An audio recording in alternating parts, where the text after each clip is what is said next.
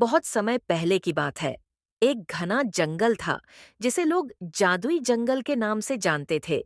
इस जंगल के बारे में कहा जाता था कि यहाँ रहस्यमयी शक्तियां हैं जो इंसानों की कल्पना से परे हैं, लेकिन डर के मारे कोई भी उस जंगल के भीतर जाने की हिम्मत नहीं करता था।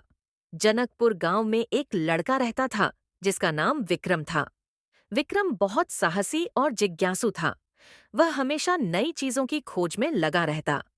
विक्रम एक गरीब लड़का था और वह अमीर बनना चाहता था। एक दिन विक्रम ने एक गांव के बुजुर्ग से उस जादुई जंगल की कहानी सुनी। उन्होंने बताया, जंगल के बीचों बीच एक चमकता हुआ पेड़ है। वह पेड़ इच्छाएं पूरी करता है, लेकिन वहां तक पहुंचने के लिए कई कठिन परीक्षाओं से गुजरना पड़ता है। यह सुनकर विक्रम का मन उस पेड़ को देखने के लिए मचल उठा।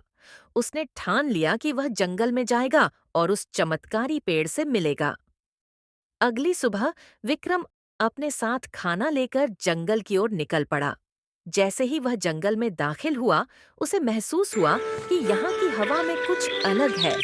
पक्षियों की आवाजें भी जादुई लग रही थीं। थोड़ी दूर चलने के बाद विक्रम को एक चमकता हुआ पत्थर मिला। जैसे ही उसने पत्थर को छुआ, एक आवाज गूंजने लगी।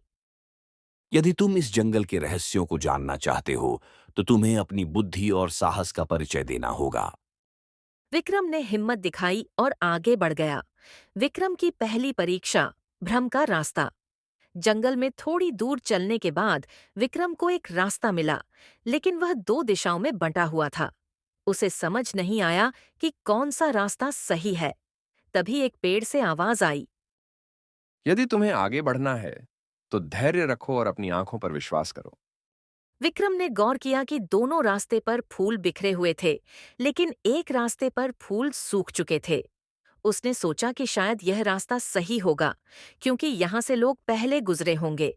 उसने वही रास्ता चुना और कुछ ही देर में वह पहले चरण को पार कर गया।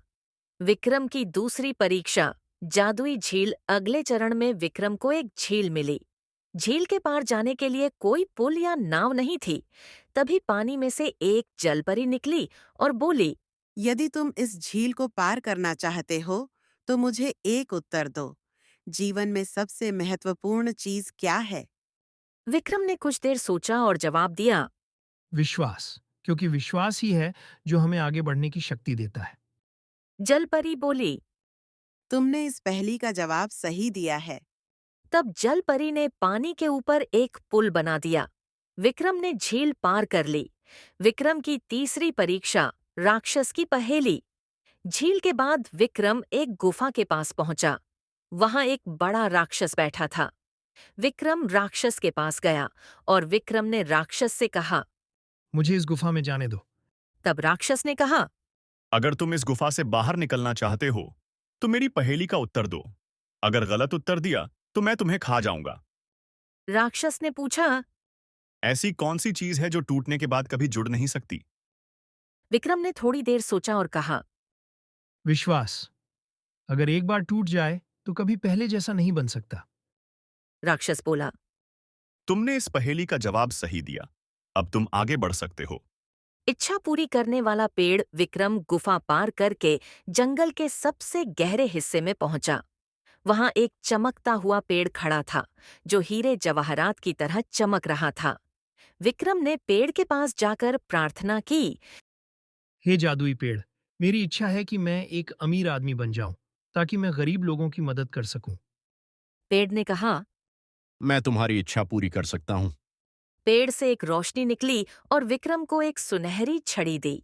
पेड़ ने कहा। यह छड़ी तुम्हारे मनोकामना को हकीकत में बदल सकती है, लेकिन इसका प्रयोग केवल नेक इरादों के लिए करना।